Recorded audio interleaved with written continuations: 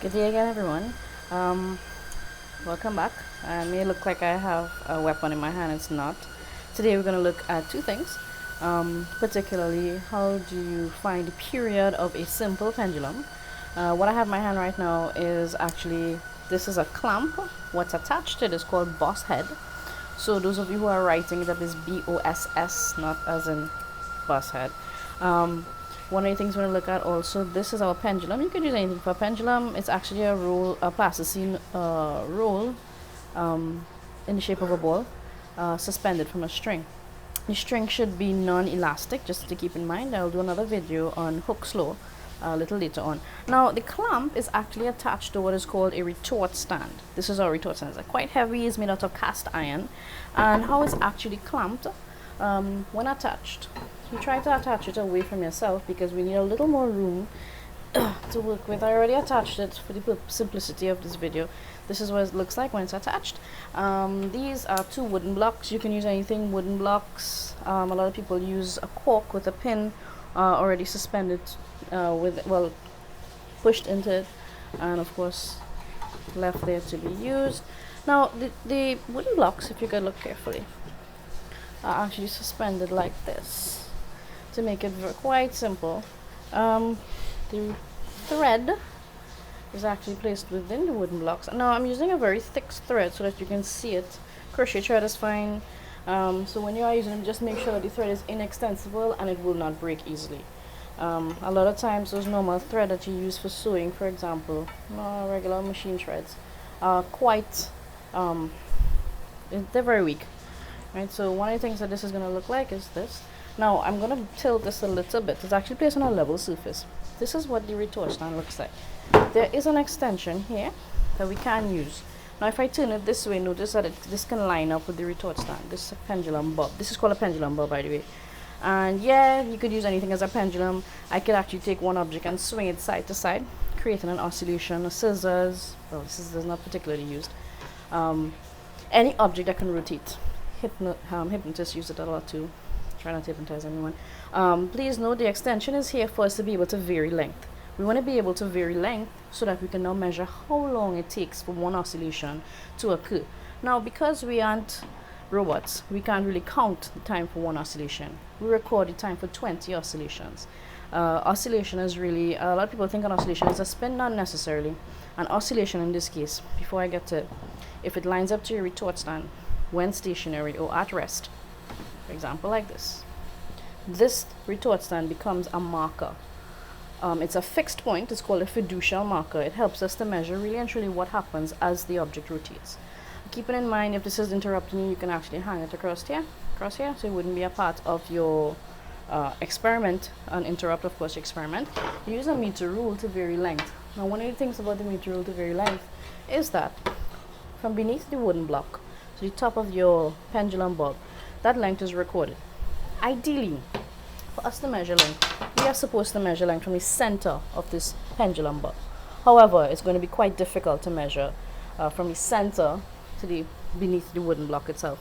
So what we do, we record two lengths. You can call one x1 and x2. x1 being the distance from beneath the wooden block straight down to the top of your pendulum bob. x2 being the distance from beneath your wooden block to the base of your pendulum bob. The average of those two values will give us a better idea of where our length should be taken as, which is from, again, the beneath your wooden block to the center of your pendulum bob. It gives us a good average, because if your distance from here is x2, distance from the top to here is x1, sorry, and distance from the top of your retort stand to here is really x2, by averaging we'll get to the center of the ball. It's like looking at finding the radius of the earth, for example. Of course, there's a bulge there, but we'll look at that right in a little bit. Now, how do we time for an oscillation? We use what is called a countdown method. This is one of the precautions for a lab. Of course, while recording, you should be able to test your reaction time. Start and stop your stopwatch very quickly. And what you do simultaneously within your countdown method, you begin to count 3, 2, 1. So, before I do that, I forgot to tell you one thing. Your rotation, this is a protractor, fancy one. Putting it here. Okay, putting it like this. You can actually hold it anywhere because of course it's two semicircles. I'm holding it like this. To avoid any kind of errors, your rotation should be approximately, your release, sorry, should be approximately 10 degrees rotation. So at about 10 degrees or so, then you release your pendulum bob. Now, of course, if you release your pendulum bob at an angle, it's going to wobble and it's going to go in a circle and everything might actually go wrong.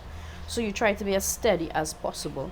Keep your objects on a flat, stable surface, level surface, making sure that nobody shakes the table and all that. Make sure your doors and windows are closed, fans are off to avoid any environmental errors from the wind. And one of the things that we want to note, we are first going to time for 20 oscillations, as I said. So if I start timing for 20 oscillations, just to demonstrate what is going to happen, if I say 3, sorry, this is not 10 degrees, measure my 10-degree angle. Initially, you can take a 10 degrees.